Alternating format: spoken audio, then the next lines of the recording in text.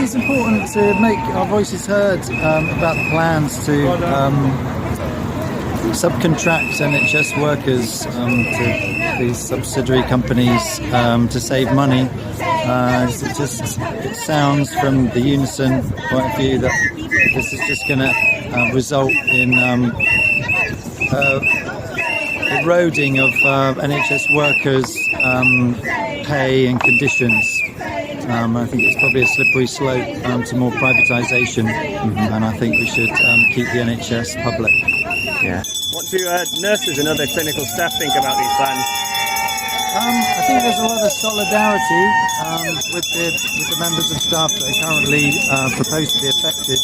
I think there's also, certainly for me, there's a sense that this could be the beginning of other NHS workers being targeted for this sort of thing, like healthcare assistants and nurses in the long run. Yeah. What do you think of the Labour government's policy towards the NHS?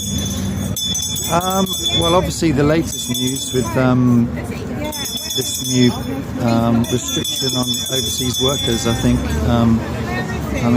from my perspective, the NHS, couldn't work without overseas workers. It seems like, so many people work for the NHS that come from abroad. I just don't see how it could possibly cope without overseas workers. So I think that's very controversial plans. And I don't know, for me, a lot of the Labour rhetoric is, they don't really honour their pledges, so I don't have a lot of faith in the Labour position at the moment.